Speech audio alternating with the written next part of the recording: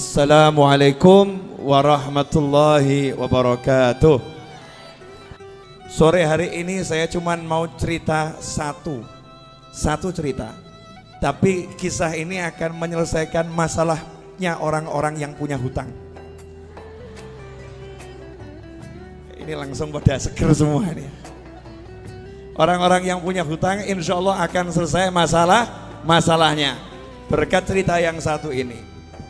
Tapi syaratnya satu, syaratnya jangan matikan nabimu, jangan wafatkan nabimu, jangan hilangkan nabimu Muhammad sallallahu alaihi wasallam.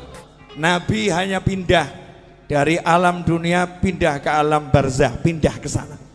Bahkan tubuhnya Nabi tidak mati, tubuhnya tidak mati.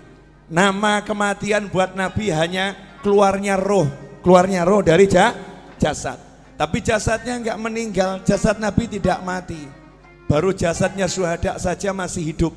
Sayyidina Hamzah radhiyallahu taala anhu setelah 40 tahun kuburannya digali karena mau dibuat jalur perairan, dipindah. Ada salah satu alat gali yang kena tubuhnya, jenazahnya. Setelah 40 tahun masih mengucurkan darah segar.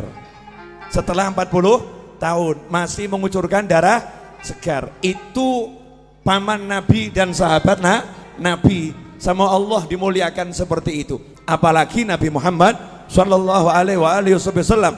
Di dalam Al-Quran jelas disebutkan orang-orang yang meninggal di jalan Allah, jangan kamu kira mereka meninggal. Justru Allah juga ngomong gak boleh mengira beliau-beliau meninggal. Bahkan yang ngasih nama hidup itu bukan saya. Yang ngasih nama hidup itu bukan ulama. Yang ngasih nama hidup itu bukan Nabi Muhammad SAW. Tapi Allah sendiri yang mengatakan bal ahya, mereka itu sungguh hidup di sisi Allah subhanahu wa ta'ala yurzakun.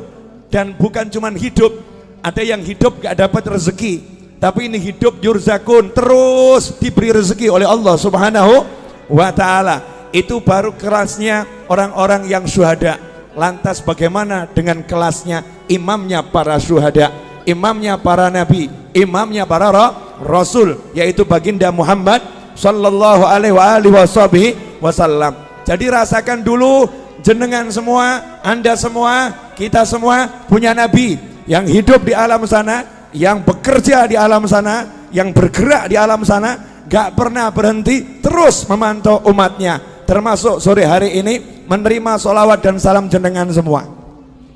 Diterima itu sholawat dan salam, karena ini kiriman ya, diterima oleh Nabi Muhammad SAW. Bahkan jelas alamatnya dari mana. Nah itulah bejonya saya, Majlis Ar-Raudhah. Padahal ini maulid Jamuri, betul ya? Nah tempatnya Majlis Ar-Raudhah, yang ngirim Jamuri yang ngirim Jamuri dan kawan-kawan semua dapat dicatat oleh Nabi Muhammad sallallahu alaihi wasallam. Nah kalau udah seperti itu, apa keuntungan yang didapat? Ini banyak orang yang lupa, banyak orang yang gak paham, banyak orang gak ngerti. Di zaman Nabi Muhammad SAW ada sahabat namanya Jabir bin Abdullah radhiyallahu ta'ala anhu. Sahabat Jabir ini punya kebun kurma dan dia punya hutang kurma, Masalahnya utangnya sama Yahudi yang benci Nabi, benci Islam. Karena tidak setiap Yahudi benci. Ya, Yahudi itu bangsa. Istri Nabi Sayyidah Sofiyah juga seorang Yahudiyah. Yang dibenci itu adalah ajarannya Yahudi yang memusuhi Islam. Lah ini udah ajarannya Yahudi, orangnya Yahudi pula. Bencinya sama Nabi luar biasa. Ketika melihat ada satu sahabat punya hutang, belum bisa bayar, maka Yahudinya senang. Ini saatnya untuk menghina sahabatnya Nabi. Ini saatnya untuk merendahkan sahabatnya Nabi Muhammad sallallahu alaihi wasallam. Maka datanglah Yahudi ke kebunnya Jabir bin Abdullah radhiyallahu anhu untuk nagih utang. Ibu-ibu pernah diparani, ditagih? Tahu rasanya? Diparani gak punya duit, enak rasanya ya? Diparani sama orang yang badannya mungkin gede-gede, mungkin badannya tidak enak dilihat, wajahnya serem, itu tidak seberapa. Tapi kalau yang nyamperin ibu-ibu mulutnya cerewet, itu luar biasa. Arep bayar kapan utangmu? Utang rada dibayar. Wah, itu lebih dari pria-pria yang badannya besar itu, yang cerewetnya luar biasa, kalimatnya menusuk dan merobek-robek jiwa dan menyebabkan ibu sakit hati ketemu orang yang seperti itu. Hari itu Yahudi datang ke tempatnya Jabir. Nabi Muhammad SAW dimintai tolong sama Jabir, ya Rasulullah, tolong utang saya ini biar bisa ditunda, dibayar tahun depan. Yahudinya diajak bicara. Nabi ngajak sahabat, ini kerennya di sini. Hebatnya di sini, ada satu teman Nabi, sahabat Nabi punya utang. Uangnya buat bayar gak cukup, kebunnya buat bayar gak cukup. Nabi Muhammad SAW tidak duduk di rumahnya, tapi Rasulullah SAW ngajak sahabat-sahabatnya, yuk kita ke rumahnya Jabir, ayo kita ke kebunnya Jabir. Kasihan itu, Jabir digeruduk Yahudi, Jabir disamperin Yahudi. Ini Yahudinya lagi nagih Jabir, mau menghinakan Jabir. Berangkat Nabi Muhammad SAW bersama sahabat. Kemudian Rasul sendiri yang ngajak ngomong bicara si Yahudi. Artinya Nabi SAW tokoh masyarakat, Rasul punya jabatan, punya kedudukan, mau membela orang yang ditagih hutang, mau membela orang yang terlilit hutang. Saat itu Nabi belum punya duit, karena Nabi kalau punya duit tekno didom langsung, dibagi-bagi langsung habis. Apa sabda Nabi buat orang yang terlilit hutang? Kadang ini mubalih nggak paham, kemudian menyebutkan hadis yang seakan-akan orang meninggal punya hutang itu sengsara. Salah. Dulu Nabi Muhammad SAW bersabda, siapa yang meninggal punya hutang, saya tidak akan sholatkan jenazahnya. Maksudnya bukan karena benci, Nabi tidak mau nyolatkan jenazahnya dulu, minta sahabat yang punya duit beres no ini, bayari hutangnya, sehingga masuk kubur udah selesai, gak ada hutang piutang. Kalau kita alhamdulillah sudah niru, kalau ada hutang piutang jadi tanggungan saya, tanggungan kami atau keluarga. Jadi Nabi nggak mau SAW ada umatnya yang meninggal dalam keadaan masih punya hutang. Makanya Nabi ngomong sama sahabat, tidak sama mulai sholat dulu sebelum hutangnya dilunaskan. Tapi begitu Nabi punya hutang, apa sabda Nabi Muhammad SAW? Siapa yang meninggal punya hutang, Nabi punya uang ya, siapa yang meninggal punya hutang, saya yang bayar hutangnya, saya yang lunaskan uangnya. Kalau dia nggak punya hutang, biar uangnya milik ahli warisnya. Kalau punya hutang, aku yang bereskan. Mana konglomerat sekarang yang berani ngomong begitu? Mana saudara yang berani ngomong begitu? Mana umat Islam yang berani ngomong begitu untuk orang yang tinggal di satu kampungnya? Yang di kampung ini yang punya hutang, kalau meninggal aku yang melunaskan. Mana yang seperti itu? Nabi Muhammad SAW bangkit membela sahabatnya, diajak ke rumah Jabir. Sampai di situ Nabi ngomong langsung sama yang namanya Yahudi. Yahudi, gini aja, kalau boleh pembayarannya ditunda, diundur, kasih perpanjangan waktu. Yahudinya ngomong, ya Abul Qasim, wahai Abul Qasim, julukan Nabi Muhammad SAW, wahai Abul Qasim, tidak bisa, hari ini juga harus dibayar. Bu, kalau jenengan ditagih utang 5 miliar, hari ini harus dibayar. Ngeluh atau enggak ngeluh? Ngeluh ya. Punya uang cuman 100.000, tagihannya 5 miliar. Pusing atau enggak pusing? Pusing. Lah ini Nabi Muhammad SAW datang, kasusnya begitu. Kebun kurma ini buahnya cuman sedikit, hutangnya bertonton, jadi nggak mungkin bisa dibayar. Maka Nabi mengatakan kepada Yahudinya, tunggu sebentar. Kemudian Jabir bawa kurma sedikit, disuguhkan Nabi Muhammad SAW. Itulah adabnya sahabat. Kedatangan Nabi sepunyanya apa ya disuguhkan. Ini ya Rasulullah, kurma muda disuguhkan. Setelah itu Nabi Muhammad SAW ngelilingi kebun kurmanya Jabir. Kebun kurmanya dikelilingi, dilihat muter, ya memang gak cukup. Jumlahnya buah kurma itu gak mungkin cukup untuk bayar. Maka Nabi SAW kemudian tanya sama Jabir, di mana biasanya kamu duduk-duduk di kebun kurma ini? Tempat yang biasa kamu gunakan untuk nongkrong. Kalau bahasa kita, gazebonya di mana? Ya, gazebonya di mana? Rasulullah tanya, di mana itu? Di sini ya Rasulullah. Saya biasa berteduh di sini. Ya udah, saya tak tidur sebentar. Bayangkan ini, ditagih utang sama Yahudi, ditinggal tidur sama Nabi. Tiruan. Maksudnya apa? Utang nggak usah dipikirin. Yang nagih di depan ini ya, nggak dipikirin, tinggal tidur. Tidur Nabi Muhammad SAW. Ini nanti bisa dicek di Syarah Fathul Bari, Syarah Bukhari ya. Juga di kitab-kitab Syarah Bukhari yang lain. Tidur Nabi SAW, kemudian bangun. Datangi lagi Yahudinya. Karena masih maksa harus dibayar hari itu juga. Rasul berkata, gimana? Bisa enggak ditunda dulu pembayarannya? Kasih perpanjangan. Tidak bisa, harus hari ini. Ya sudah. Nabi SAW keliling lagi. Tawaf, ngelilingi kebun kurma, ditawafi. Setelah selesai ditawafi, Nabi bilang sama Jabir, Jabir, sudah sekarang kamu panen tuh kurmanya, bayarkan. Panen, bayarkan. Saya tidur dulu. Nabi tidur lagi. Asik ya? Tidur. Bangun tidur, Nabi nanya sama Jabir, gimana? Udah beres? Beres ya Rasulullah. Itu hutangnya kurma lunas semua. Bahkan ini kurma saya nggak berkurang. Panennya lebih banyak dari panen bertahun-tahun ini. Ini nggak masuk akal ya Rasulullah. Disitulah Nabi bersabda, Asyhadu anni Rasulullah. Aku bersaksi, aku adalah Rasulullah. Kalau bahasa kita, saya Nabi, saya Rasul. Rasulullah bangga dengan kerasulannya. Aku bersaksi, aku adalah Rasulullah. Sallu ala Nabi. Allahumma sholli wa sallim alaihi. Pelajarannya apa? Pelajarannya banyak, tapi saya mau garis bawahi satu. Nah, kamu kalau ada masalah, nabimu mbok buang. Kamu punya masalah, nabimu kamu singkirkan. Kamu punya masalah seperti nggak punya nabi. Sahabat ada masalah, punya nabi. Sahabat ada masalah, tahu punya Rasul. Makanya yang ngomong sama nabinya, ngomong sama Rasulnya. Nah, kalau sudah jadi sahabatnya Nabi, jadi temannya Nabi SAW, kalau punya masalah, Nabi selesaikan. Nah, kenapa kita sekarang ada masalah gak selesai-selesai? Gak pernah menjadikan Nabi sebagai teman, gak pernah menjadikan Nabi sebagai sahabat. Beda dengan para kiai dan habib-habib tempo dulu. Habib dan kiai tempo dulu itu tidak pernah mengajarkan pakailah pakaian dengan tangan kanan, melepas dengan tangan kiri. Gak seperti itu. Tapi para habib dan para kiai ngajari pakailah pakaian, bayangkan gimana Nabi pakai pakaian. Nabi kalau pakai pakaian tuh kamu bayangkan dulu. Nabi kalau pakai pakaian tangan kanan dulu. Kalau melepas tangan kirinya. Rasulullah SAW kalau pakai sandal kaki kanan. Kalau melepas kaki kiri. Bukan masalah kanan kirinya, tapi suruh bayangkan nabinya, suruh bayangkan Rasulnya Muhammad Sallallahu Alaihi Wasallam. Nah, kalau kita udah seperti itu, jalan kita bayangkan gimana Rasulullah pakai sandal. Kemudian jalan kita bayangkan bagaimana Rasulullah berjalan.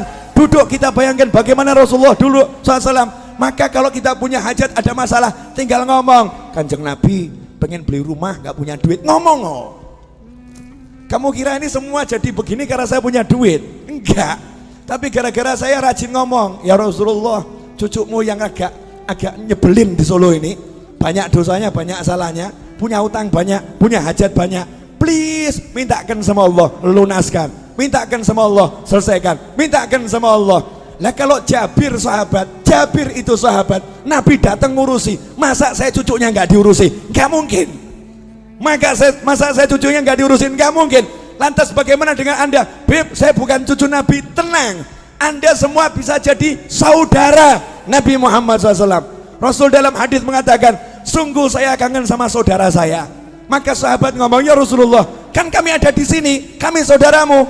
Kok dicari? Kenapa? Saya nggak cari kalian. Kalian sahabat saya, bukan saudara saya. Lantas siapa saudaramu ya Rasulullah SAW? Orang-orang yang lahir nanti belum pernah lihat saya, tapi percaya sama saya, iman sama saya, bahkan rela kehilangan harta dan keluarganya demi sekali melihat saya. Itulah saudara-saudara saya. Saya kangen pengen melihat beliau-beliau itu. Bayangkan, Nabi belum pernah ketemu kita, wujud kita belum ada, sudah dikangeni, dikangeni. Lah kalau kita sekarang bisa kangen sama Nabi dengan baca sholawat barzanji, maulid tiba, kemudian burdah, simtudurar dan semisalnya, kita sholawatan sama kangen, berarti kita jadi kelompok saudara Nabi Muhammad SAW. Dan saudara sama saudara itu pasti saling membela, pasti saling mendukung. Kalau udah begitu, kamu punya masalah, insya Allah nggak punya masalah. Saya punya masalah, insya Allah nggak punya masalah. Kenapa? Yang turun tangan langsung Nabi Muhammad Sallallahu Alaihi Wasallam. Yang menyelesaikan langsung Rasulullah SAW. Nah, biar Rasul mau turun tangan, biar Rasul mau menyelesaikan, saya kasih tip satu, gak usah banyak-banyak. Mau Bu? wani piro. Ya karena ini urusannya urusan masalah. Banyak orang zaman sekarang kan penuh masalah, bingung solusi. Gampang. Ilmunya orang tua. Pegang tasbih, baca nariyah 4.444 kali. Pegang tasbih, baca munjiah 1.000 kali. Solawat, pegang solawat. Solawatin masalahmu. Ada orang ngomong, Beb, ini kan urusan dunia. Masa solawat dipakai urusan dunia? Loh, kamu tuh masa urusan dunia mau pakai apa kalau nggak pakai takwa? Urusan dunia itu diraih dengan takwa. Kamu punya hajat pengen kabul harus doa. Doa nggak pakai solawat nggak diterima sama Allah. Sehebat apapun orangnya doa, nggak pakai solawat nggak diterima sama Allah Subhanahu wa ta'ala. Sehebat apapun orangnya sholat, nggak pakai solawat nggak diterima sholatnya oleh Allah Subhanahu wa ta'ala. Sehebat apapun orang khutbah Jumat, nggak pakai solawat nggak diterima oleh Allah Subhanahu wa ta'ala. Kalau hidupmu nggak ada solawat, nggak diterima oleh Allah Subhanahu wa ta'ala. Dan kalau kamu hanya ingat Allah, nggak mau ingat Nabi Muhammad SAW, Islammu ditolak oleh Allah Subhanahu wa ta'ala. Sebelum minta apapun, suruh mengedepankan Allah Rasulullah, Allah Rasulullah. Dalam solawat sudah ada semuanya. Allahumma sholli, Allahumma sholli. Solawat itu nyebut Allah, nyebut Nabi Muhammad SAW. Nah, setelah kita banyak solawat, awali doa dengan solawat, betul? Setelah kita banyak solawat, baru ngomong, ya Allah, ini loh hajat saya, ini loh masalah saya, selesai. Makanya orang dulu ngajari begitu. Cuman ibu-ibu pokil. Tahu pokil, Bu? Curang. Ya, merekayasa solawat, kemudian mencurangi solawat. Nariyah 4.444 kali dibaca berjamaah, satu orang ambil 5 jagung, 10 jagung. Saya nggak bicara fadilah, kalau fadilah luar biasa, fadilahnya luar biasa. Kemudian protes sama kiainya, sama habibnya, sama gurunya. Saya udah baca nariyah berjamaah, tapi hajat kok nggak kabul-kabul. Habibnya jawab kabul, cuman kabulnya juga berjamaah, jadi dicicil saudara-saudara. Kabulnya dicicil, diangsur. Kalau pengen kabulnya cespleng, ya kamu sisakan waktu khusus. Minta izin sama suamimu. Suami, kamu butuh mobil, butuh rumah, butuh hutang lunas. Iya, dah kamu urus anak-anak, aku izin ngurung diri di kamar 5 jam, jangan diganggu. Ngapain? Mau nariyah. Pegang tasbih, baca nariyah 4.444 kali. Setelah itu keluar ngomong sama suami, jangan kamu pikir lunas hutangmu. Niru Nabi tidur. Nabi tidur, dah silahkan pergi kerja, gak usah dipikir. Main-main sama anak, gak usah dipikir, lunas. Suaminya nanya, lunas piye? Duit gak ono, tenang, Nabi yang bereskan. Lah caranya piye? Ojo takok aku. Caranya gimana? Jangan tanya saya. Janji Allah, wa yarzuqhu min haitsu la yahtasib. Allah akan kasih rezeki dari arah yang gak pernah diduga. Itu kalau kita pegangan solawat. Dan tidak mungkin sia-sia orang yang berpegang solawat. Lah sayangnya kita sukanya susah. Ini ibu-ibu jamur ini kan gak ada wajah-wajah susah, gak ada ya. Gak ada wajah-wajah susah, gak ada. Walaupun hidupnya mungkin ada yang agak susah, tapi tetap gak susah, paham ya? Lah hidupmu penuh nikmat kok susah.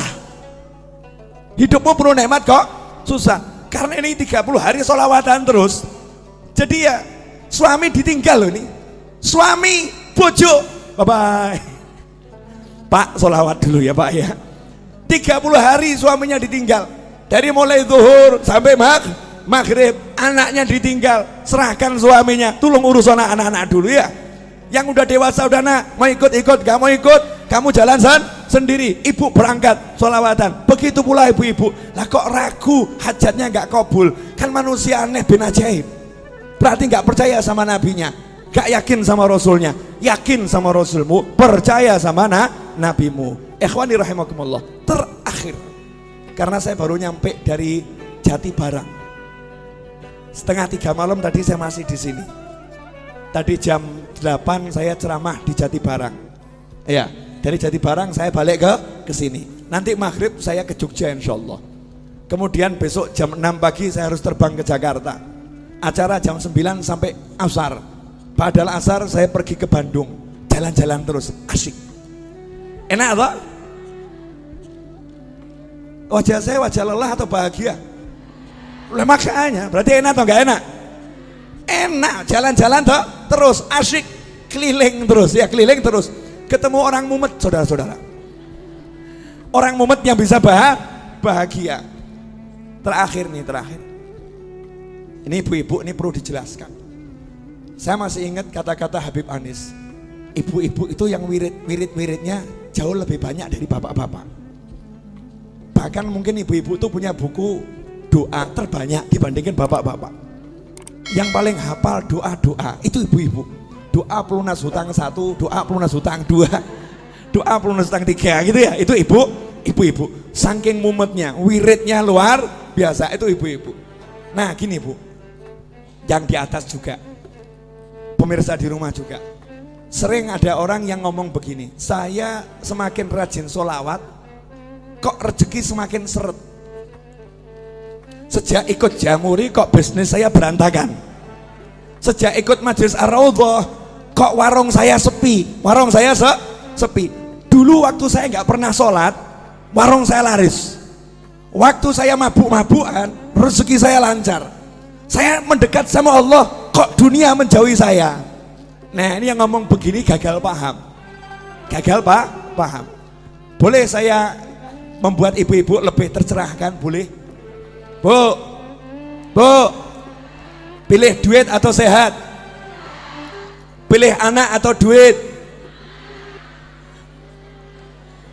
Gini, ulangi. Pilih duit atau sehat? Pilih punya anak atau enggak punya anak? Pilih punya duit tapi enggak punya anak, atau enggak punya duit tapi punya anak? Mestinya ya. Punya duit, punya anak. Kenapa saya nanya seperti ini? Maksud saya begini loh. Yang namanya duit itu kecil. Tahu kata Allah Ta'ala, dunia dan segala isinya la ta'dilu janaha ba'udlah. Dunia dan segala isinya tidak sepadan dengan sebelah sayap nyamuk. Sebelah sayap nyamuk sama dunia, maqablal akhirah, semuanya itu. Planet-planet, kemudian galaksi, antariksa, dan segala isinya, kalau ditimbang dibandingkan sebelah sayap nyamuk, kata Allah Ta'ala, masih berat sayapnya nyamuk dalam pandangan Allah. Artinya gak ada artinya sama sekali. Jadi kalau kamu punya duit seberapapun, itu rezeki yang remeh-temeh, rezeki yang hina, rezeki yang kecil, rezeki yang jelek. Karena jeleknya yang kafir dikasih, yang maksiat dikasih. Barang elek, silakan ambil, barang jelek, ambil, boleh saya minta? Oh boleh, barang elek, jelek, ambil, karena jelek. Barang bagus saya minta, nanti dulu, syarat dan ketentuan berlaku. Berlaku. Nah yang barang bagus apa? Bisa sholat, bisa zikir, bisa sholawat, bisa bekti sama orang tua, bisa puasa, bisa baca Al-Quran, bisa menikmati maulid. Ini rezeki yang luar biasa. Makanya ketika kamu mendekat sama Allah, kemudian kok duniamu kecil, itu tanda-tanda bahwasanya kamu dikasih rezeki yang sangat besar. Masalahnya duitmu seret, itu aja. Cuman duit yang seret. Tapi kan mata sehat, telinga sehat, kaki sehat, semuanya sehat. Bisa menikmati majelis, bisa bahagia. Ada orang yang duitnya banyak, habis buat berobat. Ada orang yang duitnya banyak, habis untuk memuaskan nafsunya, nggak puas. Cari bahagia, nggak bahagia. Lan jenengan modal masuk Jamuri, duduk silo, selonjor, senden, bahagia. Kok murah men ya?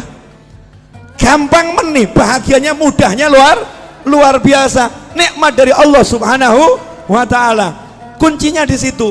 Buang dulu dunia dari hati, kecilkan. Gak ada manfaatnya, cilik, gak ada artinya. Setelah bisa kamu buang, nanti di situ dunianya akan datang. Bahasa saya begini, perempuan cantik itu kalau dikejar semakin gaya. Betul?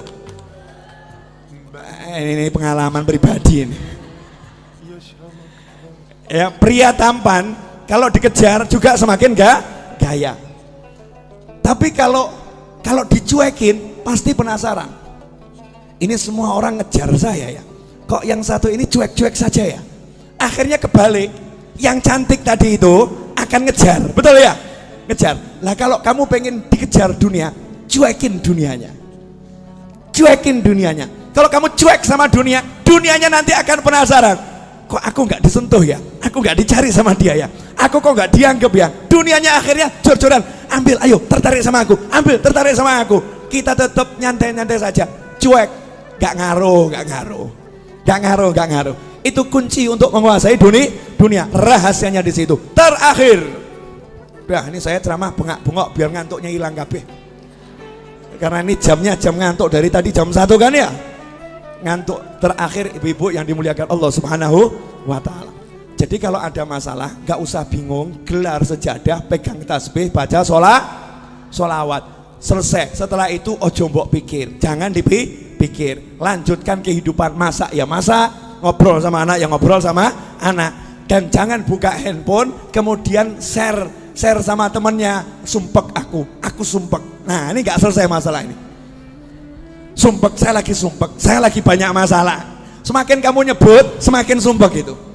Semakin sumpek. Udah kamu duduk baca sholawat selesai, gak usah di share.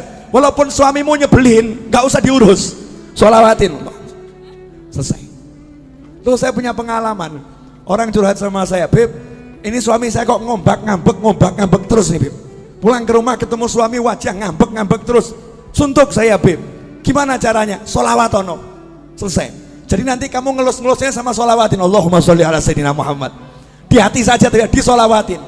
Besoknya laporan lagi, Beb, alhamdulillah gimana? Udah nggak ngambek lagi. Silahkan dipraktekkan ibu-ibu ya.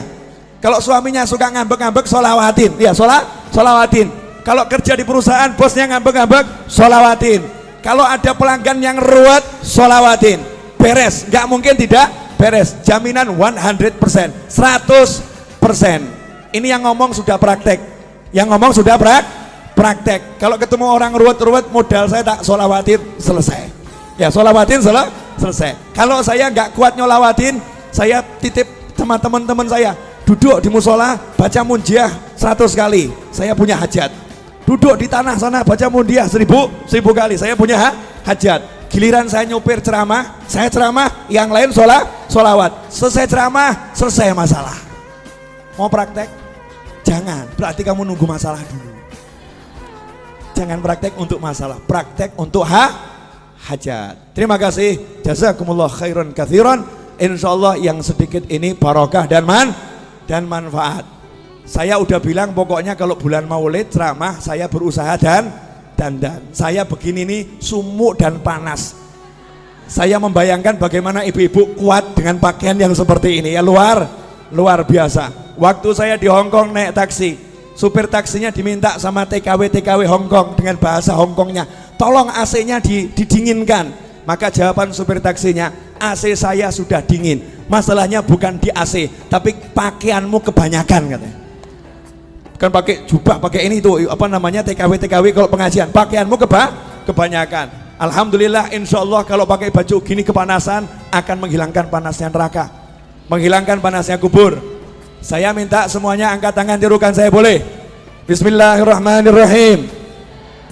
Allahumma sholli wa sallim ala sayyidina Muhammadin wa alihi wa sahbihi ajma'in. Rabbi ighfirli wa li walidayya warhamhuma kama rabbayani shaghira. Rabbi ighfirli wa li walidayya warhamhuma kama rabbayani shaghira.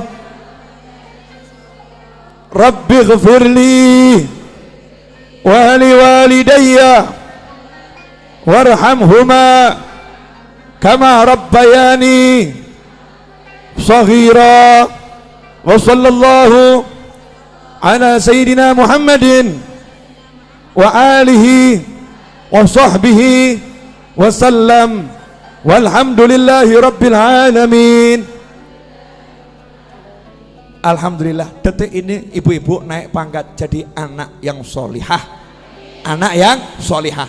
Karena dalam hadis disebutkan waladun salihun yad'ulah, anak soleh itu yang mendoakan orang tua. Amanat saya, sehabis sholat jangan tinggalkan doa ini. Rabbighfirli wa li walidayya warhamhuma kama rabbayani shaghira. Dan ajarkan pada siapapun, ajarkan kepada anak kita. Janji Nabi, Allah tidak akan memutuskan rezeki dari seorang hamba yang hamba itu tidak memutuskan doa untuk orang tuanya. Maka kalau kita doakan orang tua kita terus, maka rezeki zahir dan batin tidak akan putus. Saya mengucapkan jazakumullah khairan dan mohon maaf atas segala ketidaknyamanan dan kekurangan majelis ini dalam menyambut Anda semua. Mudah-mudahan dimaafkan dan barokah, amin. Wassallallahu ala sayyidina Muhammadin wal afu minkum. Wassalamualaikum warahmatullahi wabarakatuh.